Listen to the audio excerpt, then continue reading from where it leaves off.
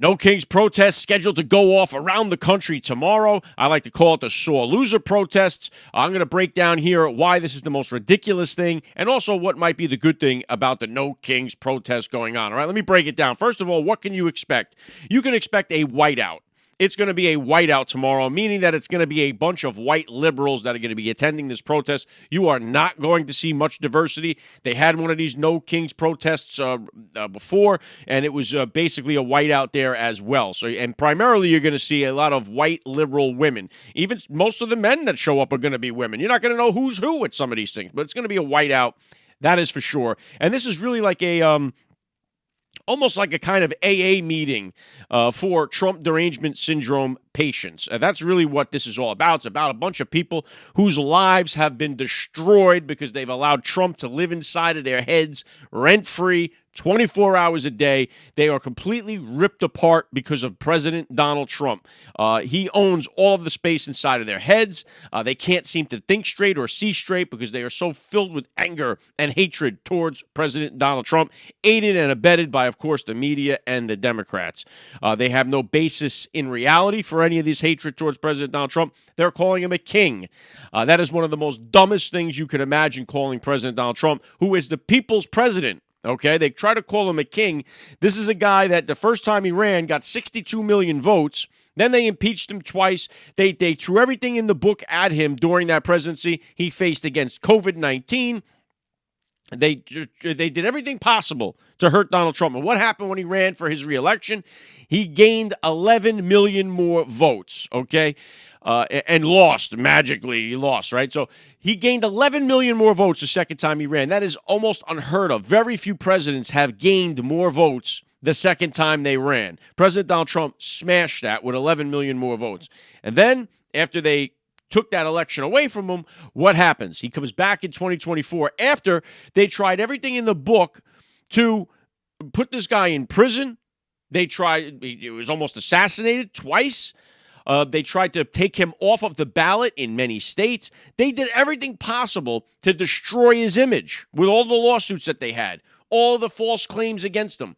They did everything to paint this guy in the worst possible light. What was the response? In 2024, he gained 3 million more votes than he did in 2020.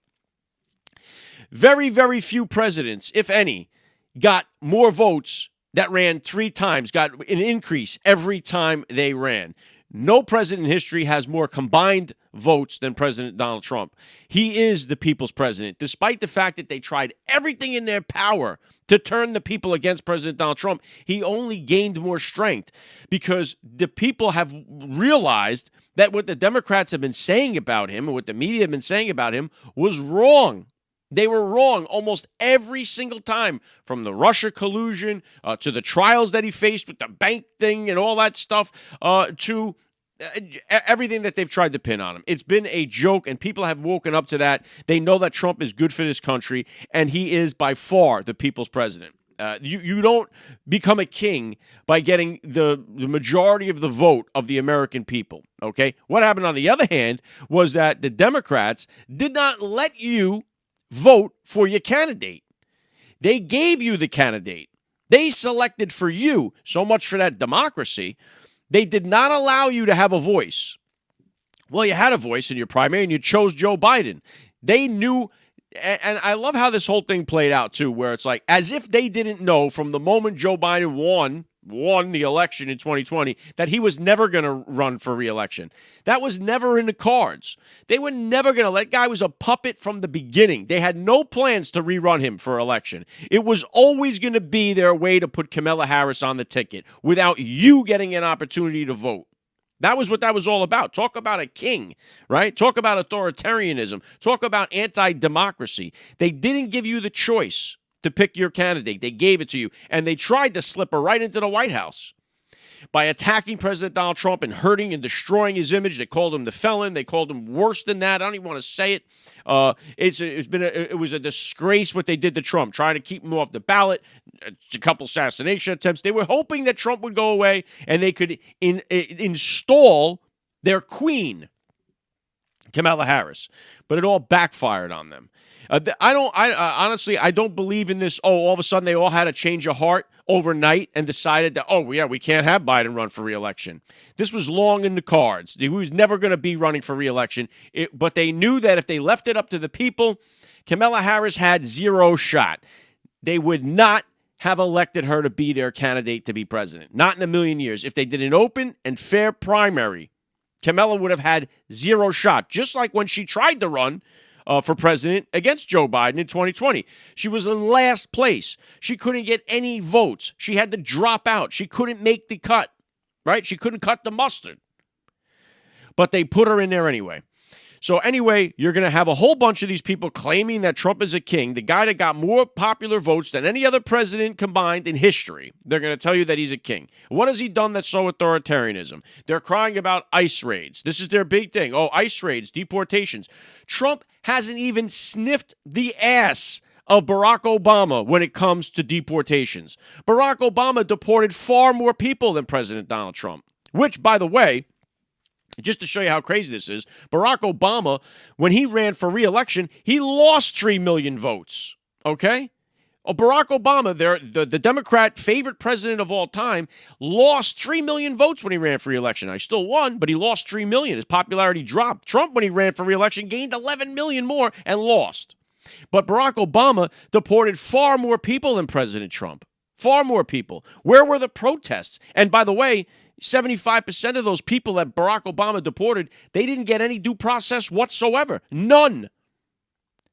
Bill Clinton deported 12 million people. 12 million. 90% of which got no due process. Where was the No Kings protests? There were none, because the Democrats were always for this until President Trump came along, and then all of a sudden, because Trump wanted to do it, it became a bad thing. You can ask any one of these people at these No King protests that are going to go down, hey, do you think deportation, should Trump stop deporting people? Is deportations bad? They're all going to say yes. And then if you ask them, hey, what do you think about the 3 million, 5 million people that Barack Obama deported? Oh, well, that was a good thing. Somehow they'll make that a good thing.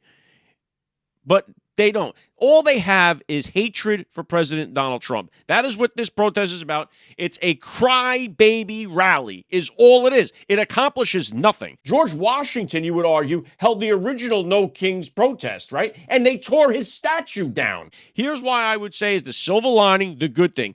It gives these people in your lives, and you all have them. We all have these people with the Trump derangement syndrome. The levels vary. You might have some extreme. You got a couple 10s in there. Some are low ball, the 3s or 4s. But at some level of Trump derangement syndrome, you have them in your life.